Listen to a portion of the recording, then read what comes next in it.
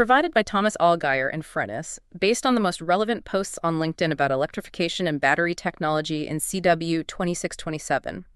Frennis is a B2B market research company working with enterprises to optimize their campaigns with account and executive insights far beyond AI.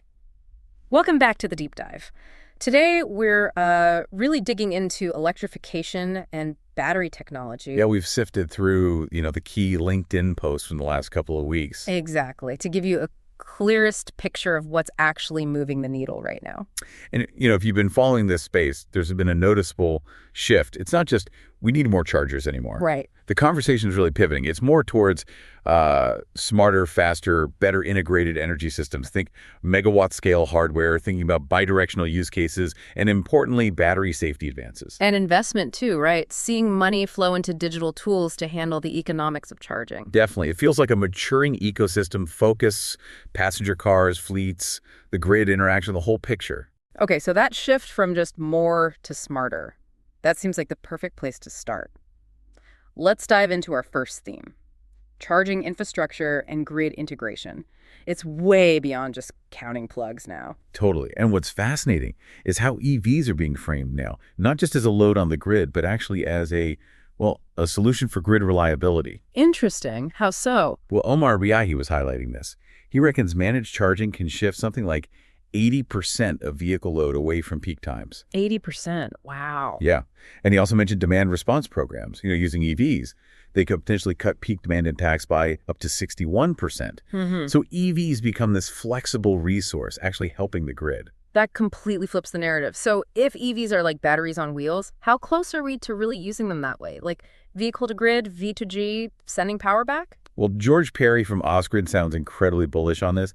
He thinks V2G will be just absolutely easy by 2026. Really? That soon? That's what he's saying. And he's even talking potential savings for EV owners, maybe $2,000 to $5,000 a year. Yeah. Okay, that sounds amazing. But is the tech the only piece? That's the thing. The tech might be promising, but the policy, the regulations, they're kind of the bottleneck right now. Right. Steve Latondra pointed this out. The new Nissan Leaf, it'll have V2G in Europe and Japan, but not in the U.S. initially. Why not? Basically, a lack of coherent policy. Though he did give a nod to Maryland's DREAV Act as a positive step. And it's similar elsewhere. Seems so. Manfred Pisabella mentioned delays in the EU regulations for AC bidirectional charging. That's the RFG 2.0 framework. It dictates how EVs feed power back to the grid. That uncertainty. It makes manufacturers hesitant. So, tech's ready. Rules are playing catch-up. Makes sense. And assuming the rules do catch up, what about the actual experience for drivers, finding a working charger? Yeah, that user experience piece is huge. Maxim Reznichenko had a great post calling Google Maps a secret weapon for charge point operators, CPOs. Google Maps? How? Because it now shows real-time availability, plug types, speeds, reviews, even estimated charge times. His point: CPOs need to claim their profiles, get those reviews in. It's a massive channel for customers. So it's about visibility and trust. And convenience, fundamentally. Tom Collins shared Neil Riddell's argument, basically. Convenience trumps price for EV drivers, especially in cities. Okay, convenience over cost. That feels intuitive. And Andreen Mendez had this unpopular opinion, she called it, suggesting urban forecourts might be better off with fast charging, not necessarily rapid charging. Why is that? Her logic is people often charge while doing other things, like shopping. So maybe a slightly slower charge that fits into your routine is actually more practical day to day. That makes a lot of sense, actually, integrating it into life rather than a dedicated stop. Are cities getting creative with making this easier? Some are, yeah. Brendan Woodruff shared an example from Burlington, Vermont. They're putting level 2 chargers right onto existing utility poles. Oh, clever. Cuts down on install costs. Massively. And makes it way easier for renters, people without driveways, Smart. So these local solutions are great, but what about the big picture, the overall network build-out? It's happening fast in some places. Alessandro Inderbitsen was talking about Electra's growth. They're now the biggest ultra-fast operator in Zurich, opened 13 new hubs in the DACH region in just 3 months. Wow, that's rapid expansion. And they lowered prices too, trying to make public charging more appealing. Clark Winkleman also noted steady growth in Swiss fast charging, with M-Charge still leading, but Electra catching up quickly. Okay, so the network's growing, but what about bigger users, like commercial fleets? Electrifying them must be complex. Oh, absolutely. Chris Chamberlain laid out some key challenges. Fleets are bumping up against power and space limits at their depots. Right, you can't just plug in 50 trucks overnight easily. Exactly. Plus, who pays for the infrastructure upgrades? And getting a return on investment, especially if they're leasing vehicles short term. It's tricky. He suggested asset sharing might be part of the answer. Sharing charging assets between fleets. Interesting. Are there specific solutions emerging for these depot challenges? There are. Andros Pugliatti noted a bottleneck in Italy, finding sites with active medium voltage substations. So companies like Eco-Energetica are stepping in. They offer things like DC split charging systems. Which lets you, what, share power more flexibly? Basically, yeah, distribute power from one grid connection to multiple chargers. And their systems are ready for adding battery storage, BES, or solar canopies. So integrating renewables and storage right at the depot. Exactly. And then you have Mylance, detailed by Paul Vigner. They've got this big goal, a Europe-wide fast charging network just for electric trucks. Heavy-duty trucking, okay. That's another level of complexity. For sure. They're tackling the technical and logistical needs, planning for both current CCS and future MCS charging standards. That's ambitious. Is the main hurdle there the tech, the cost, the grid? Probably a mix of all three. Which brings us to smart charging. Dan Payham introduced Power Intel V2. It's software that automates smart charging to manage grid load. So charge the vehicles without overloading the local grid. Precisely. The idea is you avoid costly infrastructure upgrades. He called it a software-first approach, scales faster than digging trenches and laying new cables. Makes sense. Optimize first. And that really sums up this whole section. Nihan Derya Kilislioglu stressed how crucial strategic planning is. CPOs, developers, they need to really focus on user needs from the start, learn from what's working and what's not, to build robust networks. No more just throwing chargers out there and hoping for the best. Okay, a lot happened on the infrastructure side. Let's shift focus now to the heart of the EV. Battery technology and safety. This is always moving fast. Absolutely critical area. Yeah. And yeah, some pretty eye-popping advancements lately. Like that range record. Exactly. Bill Pierce reported on it. A Mercedes EQS 450 Plus drove 1,045 kilometers. That's, 649 miles on one charge. Incredible. That just shows how quickly the chemistry, the materials, the energy management is improving. What does something like that do for how people see EVs? It chips away at that range, anxiety narrative, right? Shows what's becoming possible. And it's not just cars. Harry Meller from Ligong Europe was talking about electric construction equipment in Earthmovers magazine. Heavy machinery. How do batteries hold up there? Pretty well, apparently. He mentioned battery lifespans hitting 15,000, even 20,000 hours. And the packs are modular, repairable, makes battery electric viable even for really tough jobs. Okay, performance is one thing, but safety is obviously non-negotiable. Seeing any movement there? Big movement, actually. Michael Grigorovich reported China's rolling out a new, much stricter EV battery safety standard, GB 38031 2025. Stricter how? It mandates that batteries must not catch fire or explode even after an internal thermal runaway starts. That's a huge step up. Wow. So containment, even if something goes wrong internally, could that become a global standard? It really could set a new benchmark. It forces innovation in safety design. And speaking of pushing boundaries, charging speed is another hot area. Getting faster all the time. Seems like it. Gerald Weiss noted some Chinese EVs are hitting 400 kilowatt charging speeds now. He basically said it makes the whole long journey charging time debate kind of obsolete. 400 kilowatts, that's seriously fast. And complementing that, Duran Meyersdorf shared that StoreDot secured patents for their silicon-based battery tech. It enables what they call XFC, extreme fast charging. What's the breakthrough there? They've tackled issues like battery swelling and degradation that usually come with super fast charging. So you could get hundreds of miles of range in just a few minutes without wrecking the battery. Okay, so better batteries, faster charging, improved safety. Is the manufacturing keeping pace? It's scaling up. Alan Swan announced Panasonic Energy's big EV battery plant in DeSoto, Kansas, is nearly finished.